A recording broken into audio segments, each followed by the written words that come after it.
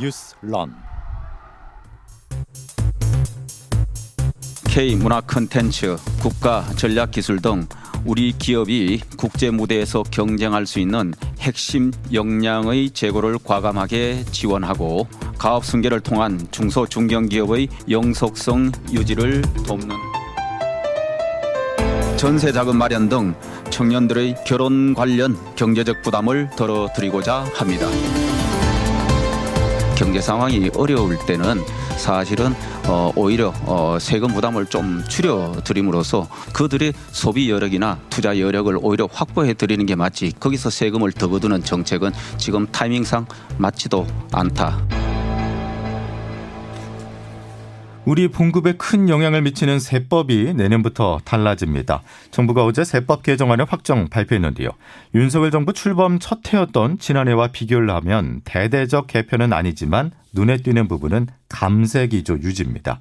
감세를 통한 민간 중심의 경제 활력 제고, 즉 낙수 효과인데요. 주요 내용들 최인수 기자와 정리해 보겠습니다. 최 기자. 네. 결혼과 출산, 양육을 중점적으로 지원하는 내용이 일단 눈에 들어오는군요. 네, 그렇습니다. 현재 자녀 결혼할 때 이제 최대 1억 5천만 원 증여세가 면제된다, 이런 내용들이 이제 가장 눈길을 끄는 대목인데요. 예. 현재 그 10년간 5천만 원까지만 이제 자녀에게 세금 없이 증여를 할 수 있습니다. 그런데 내년부터는 혼인신고일을 전후해서 2년씩, 그러니까 이제 앞뒤로 하면 4년이죠. 4년 예. 동안 1억 원을 추가로 비과세 증여를 할 수 있습니다. 그러니까 신혼부부를 합치면 결혼자금으로 3억 원을 세금 없이 증여할 수 있게 됩니다. 예. 자녀 장려금도 지급 대상과 금액이 크게 확대가 됐죠. 네, 그렇습니다. 그 저소득층 가구의 자녀 양육을 지원하기 위한 이제 자녀 장려금이라는 제도가 있는데요. 그 소개를 드리면 이제 만 18세 미만의 부양 자녀 한 명당 50에서 80만 원을 지급해 주는 제도입니다. 예.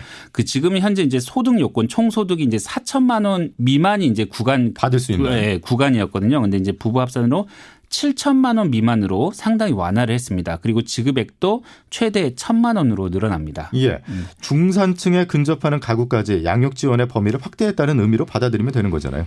네, 그 이제 현재는 이제 58만 가구가 혜택을 받는데 이게 104만 가구로 2배 가까이 이제 혜택받는 가구가 늘어날 것으로 추산이 됩니다. 여기에 연간 5,300억 원이 사용될 것으로 예상이 됩니다. 예, 세법 개정안 중에 개인 가구 부분을 지금 보고 있는데 네. 반려동물에 대한 내용도 있어요. 관심 많으신 분들이 계실 텐데요. 이제 외이염, 결막염 등 100여 개 항목에 대한 반려동물 진료비에 적용했던 부가가치세가 이제 10%잖아요. 이게 예. 10월부터는 사라집니다. 이제 외이염, 그래서 이제 강아지에게 가장 흔하게 발생하는 귀 질병이라는데 이게 이제 뭐 천차만별이겠지만 보통 한 5만 5천 원 정도가 든다 그래요. 그러면 이제 5만 5천 원이면 이제 5천 원 정도가 이제 부가세였던 거잖아요. 그러면 이제 이게 사라지는 거죠. 그 현재는 이제 예방 접종, 중성화 수술 이런 이제 질병 예방 목적의 진료에만 부가세를 면제를 해줬는데 예. 자주 앓는 질병까지 범위를 확대를 했습니다. 예.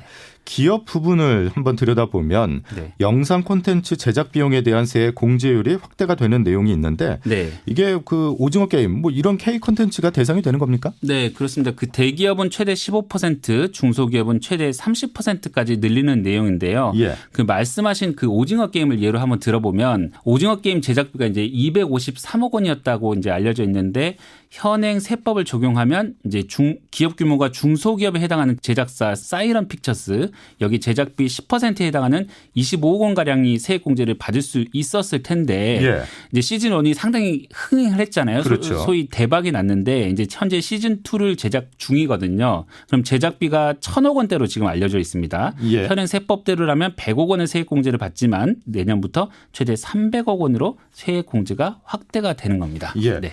자, 감세 이렇게 참 달콤한 부분이 있지만 네. 반대로 정부가 뭐 마치 마이너스 통장에 손을 댄 느낌이 들어서 감세 기조 괜찮을까 이런 우려가 있습니다. 네, 그 이제 이번 세법 개정이 이루어지면 이제 앞으로 5년 동안 누적해서 약 3조 1,000억 원의 세수가 감소할 것으로 기재부는 예상을 했습니다. 예. 그 경기 침체로 가뜩이나 세수 결손이 심각해지는 상황에서 정부가 또다시 이제 감세 정책을 들고 나오면서 재정난이 더 심화될 수 있다, 이런 우려가 나오는 것도 사실입니다. 예. 네. 더구나 올해는 그 기업 실적이 안 좋아서 세수 펑크에 대한 예상이 나오잖아요.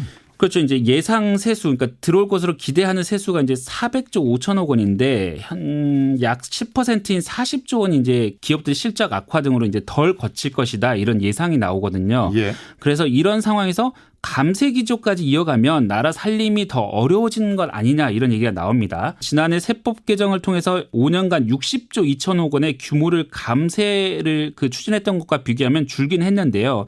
이게 이제 지난해 세법 개정이 윤석열 대통령 취임 이후 첫 세제 개편인데 소득세, 법인세, 종부세 모두 이제 손질을 했거든요. 상당히 공격적으로. 예. 그런데 이제 이번에는 서민과 중산층 중소기업 대상으로 상대적으로 늘긴 했지만 여전히 부자 감세 기조를 유지하면 낙수 효과에 기대는 세법 개정안이다 이런 평가도 나오고 있습니다. 예, 여기까지 듣겠습니다. 최인수 기자였습니다.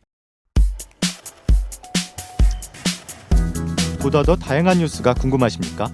출근길 오전 7시 CBS 라디오 표준 FM 김덕기의 아침 뉴스에서 확인하실 수 있습니다. 핵심만 담은 뉴스가 여러분을 기다립니다.